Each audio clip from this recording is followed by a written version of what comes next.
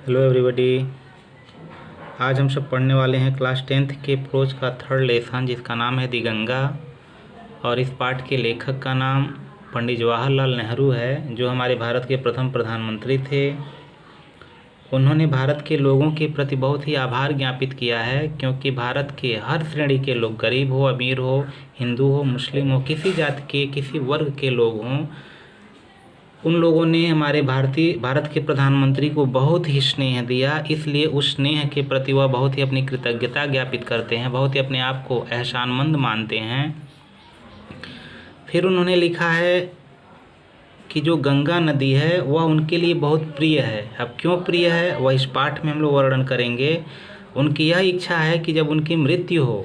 भले ही वह विदेश में ही क्यों न मरें, तो उनके लाश को वहीं पर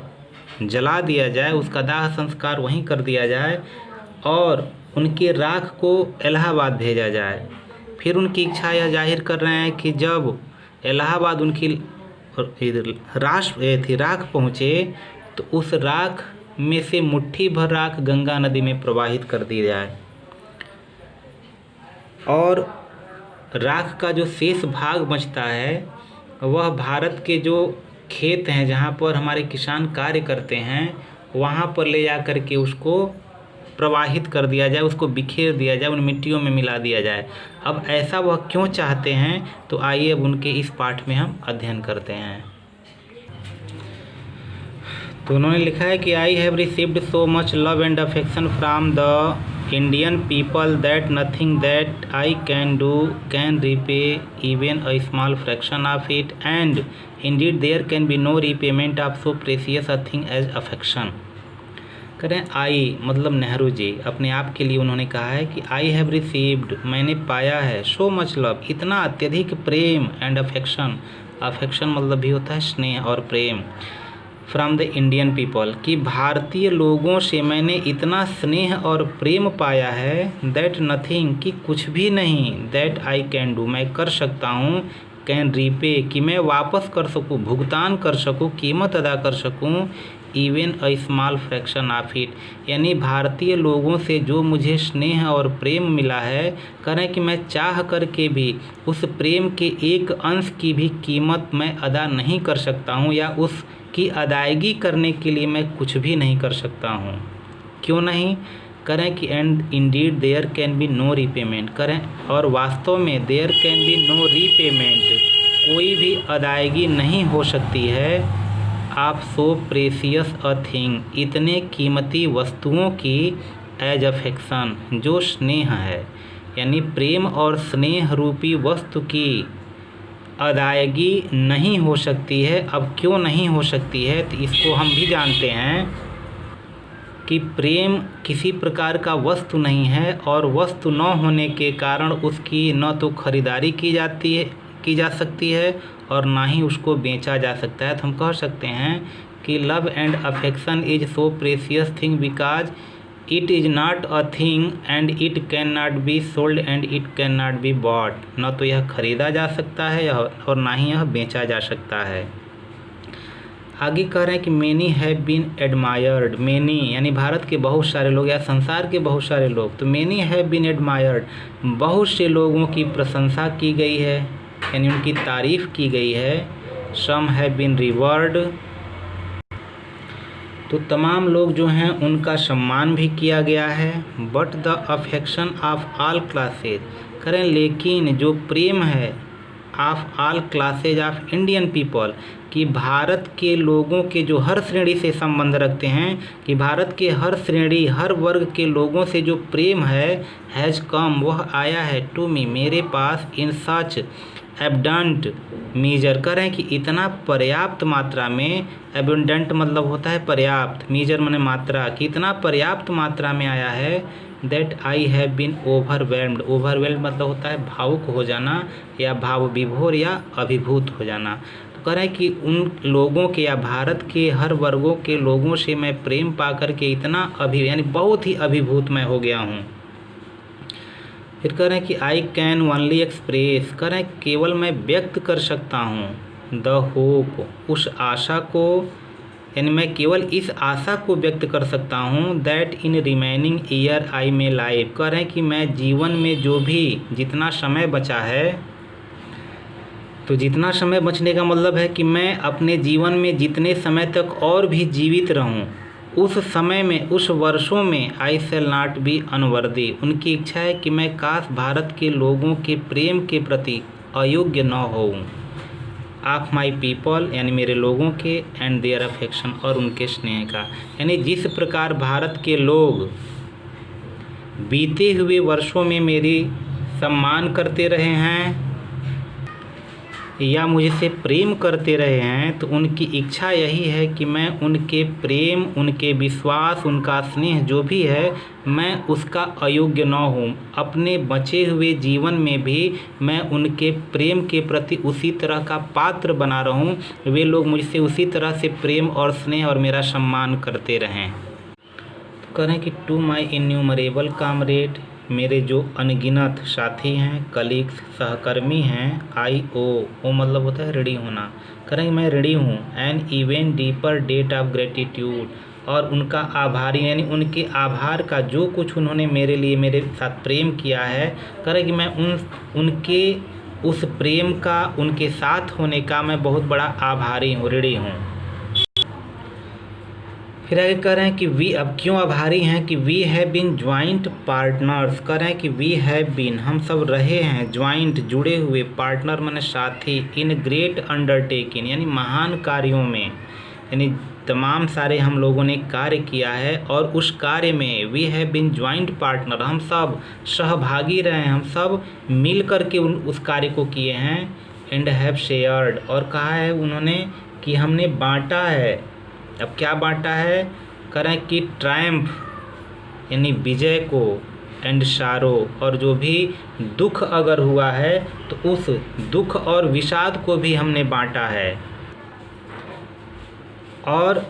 विच इनविटेबली ए कंपनी ऑफ देम, और करें वास्तव में वह जो जीत और हार हुई है जो हम लोगों ने बांटा है, वह हम सब साथ यानी उनके साथ में, इनविटेबली माने स्पष्ट रूप से, अनिवार्य रूप से, एक कंपनी देम यानी उनके सहयोग में, उनके साथ में ही हुआ है। तो जो भी हमें जीत मिली है, हार मिली है, जीत का अगर खुशी हम लोगों ने झेला तो साथ में झेला, अगर किसी प्रकार का उसमें दुख हुआ तो दुख को भी हम लोगों ने साथ में झेला है। तो इसलिए उन्होंने कहा है कि मैं उन लोगों का बहुत बड़ा आभारी हूँ, कर्जदार हूँ। आगे कह रहे हैं कि व्हेन आई डाई, जब मेरी मृत्यु हो, जब मैं मरूँ, तो आई शुड लाई, कह रहे हैं कि मैं चाहूँगा my body to be cremated, मेरे शरीर का दाह संस्कार कर दिया जाए। If I die in the foreign country, कह रहे हैं कि if I die in a foreign country, यदि मेरी मृत्यु विदेश में हो, किसी अन्य देश में हो, तो my body should be cremated there, तो उनकी इच्छा है कि मेरे शरीर का दाह संस्कार वहीं कर दिया जाए। एंड माई एसेज, एसेज मतलब होता है राख, और कह रहे हैं कि दाह संस्कार करने के पश्चात मेरे शरीर की जो राख है, सेंट टू इलाहाबाद, उसको इलाहाबाद भेज दिया जाए। A small handful of these ashes, और कह रहे हैं कि उस राख में से, हैंडफुल माने मुट्ठी भर, ऑफ दीज एसेज यानी उन राखों में से मुट्ठी भर राख, शुड बी थ्रोन फेंक दिया जाए, इन द गंगा, यानी मुट्ठी भर राख गंगा नदी में, क्योंकि इलाहाबाद में गंगा नदी बहती है, तो कह रहे हैं कि उस गंगा नदी में प्रवाहित की जाए। And the major portion of them, और उस राख का अधिकांश जो भाग है, डिस्पोज्ड, उसे नष्ट किया जाए, of in the manner indicated below, कह रहे हैं कि नीचे मैंने किसी प्रकार यानी जो तौर तरीका चाहे कुछ उन्होंने निर्देशित किया है, उस तरीके से उनके शेष जो भी राख हैं उस राख को समाप्त किया जाए। फिर आगे उन्होंने अपनी इच्छा जाहिर की है कि no part of these ashes, यानी उन राख में से थोड़ा भी राख नहीं, शुड बी रिट्रेन यानी बचाया जाए, और प्रिजर्व्ड या संरक्षित रखा जाए, कि उनके शरीर या उनके दाह संस्कार करने के पश्चात जो राख है, करें राख का एक अंश भी बचा करके न रखा जाए, मुट्ठी भर राख गंगा नदी में प्रवाहित की जाए, और शेष जो राख का भाग है, करें कि नीचे मैंने कुछ संकेत दिए हैं, उस संकेत के हिसाब से उसे डिस्पोज किया जाए यानी नष्ट किया जाए। फिर आगे उनका कहना है कि माई डिजायर यानी मेरी जो इच्छा है, To have a handful of my ashes thrown in the Ganga at Allahabad has no religious significance so far as I am concerned. करें कि जो मेरी इच्छा है कि मुट्ठी भर जो राख है thrown in the Ganga at Allahabad, कि इलाहाबाद के गंगा नदी में, कि इलाहाबाद के गंगा नदी में प्रवाहित करने का जो कह रहे हैं कि मेरा जो डिज़ायर है, इच्छा है, कह रहे हैं कि हैज़ नो रिलीजियस सिग्निफिकेंस, कह रहे हैं उसके पीछे मेरा कोई भी धार्मिक सिग्निफिकेंस माने महत्व, कह रहे हैं मेरा कोई भी धार्मिक महत्व नहीं है। सो फार एज, कह रहे हैं जहाँ तक आई एम कंसर्न, मेरा मानना है। तो नेहरू जी का कहना है कि अगर मैं ये चाहता हूँ कि मुट्ठी भर राख यानी इलाहाबाद के गंगा नदी में समाहित की जाए, प्रवाहित कर दिया जाए, बहा दिया जाए, तो कह रहे हैं उसमें मेरा यह कोई मानना नहीं है कि वह धर्म से जुड़ा है कि मेरा मुट्ठी भर राख अगर उसमें पड़ जाएगा तो मैं बिल्कुल वैकुंठ को चला जाऊंगा, स्वर्ग को प्राप्त कर लूँगा। इस प्रकार की कह रहे हैं मेरी भावना नहीं है, मेरा यही मानना है। अब क्यों कह रहे हैं कि I have no religious sentiment in the matter, करें इस मामले में मेरा कोई भी धार्मिक सेंटिमेंट माने भावना, तो वही कोई भी धार्मिक भावना नहीं है इन द मैटर, इस मामले में। तो मामला क्या है, अब आगे यह वर्णन कर रहे हैं, कह रहे हैं आई हैव बीन अटैच्ड, मैं जुड़ा रहा हूँ, टू द गंगा नदी से, and the Jamuna reverse in Allahabad ever since my childhood, कह रहे हैं कि मैं अपने बचपन से ही इलाहाबाद में जो यमुना और गंगा नदी है, उस गंगा नदी से मैं जुड़ा रहा हूँ, क्योंकि नेहरू जी का जन्म इलाहाबाद में ही हुआ था और इलाहाबाद में ही पल कर वह बड़े हुए। तो इसलिए कह रहे हैं कि मेरा जो जुड़ाव गंगा नदी और यमुना नदी से है वह बचपन से ही है, क्योंकि मैं वहीं पर पैदा हुआ। तो इसलिए कह रहे हैं कि I have been attached to the Ganga and Yamuna rivers in Allahabad ever since my childhood, मैं अपने बचपन से ही इन दोनों नदियों से मैं जुड़ा रहा हूँ। And I have grown older, तो कह रहे हैं as I have grown older, कह रहे हैं जैसे जैसे आई हैव ग्रोन ओल्डर, मैं बढ़ता चला गया, यानी मेरी जैसे जैसे उम्र बढ़ती चली गई, दिस अटैचमेंट यानी गंगा और यमुना नदियों से जो यह जुड़ाव है, हैज़ आल्सो ग्रोन, वह भी बढ़ता चला गया, वह भी मेरी जो उससे घनिष्ठता थी वह अत्यधिक बढ़ती चली गई। आई हैव वाच्ड, अब कह रहे हैं कि मैंने देखा है, देयर यानी गंगा और यमुना नदियों की, वायरिंग मतलब होता है चेंजिंग यानी बदलती हुई, मूड मतलब होता है स्वभाव यानी या नेचर कह सकते हैं, कि मैंने गंगा और यमुना नदियों के नेचर को यानी मिजाज को, स्वभाव को बदलते हुए देखा है। एज द सीजन्स चेंज्ड यानी जैसे जैसे मौसम परिवर्तित होते रहते हैं उसी प्रकार गंगा और यमुना नदियों के स्वभाव में भी परिवर्तन होता रहता है। एंड हैव ऑफेन, और कह रहे हैं ऑफेन माने अक्सर, प्रायः, और कह रहे हैं अक्सर, थॉट ऑफ द हिस्ट्री, और कह रहे हैं इतिहास की जो विचार है यानी जो सोच है या सोचा करता हूँ आप हिस्ट्री यानी इतिहास के बारे में। मिथ मतलब होता है पौराणिक कथा, ट्रेडिशन मतलब होता है परंपरा। तो कह रहे हैं कि भारत की जो इतिहास है, पौराणिक कथाएं हैं, जो परंपराएं हैं, एंड सॉन्ग, और जो भी भारत से जुड़ी हुई गीत हैं, स्टोरी जो कथाएं हैं, दैट हैव बिकम अटैच्ड, करें कि जो हैव बिकम अटैच जो जुड़ी रही हैं, टू देम उन गंगा और यमुना नदियों से, थ्रू द लॉन्ग एजेज, करें युगों युगों से,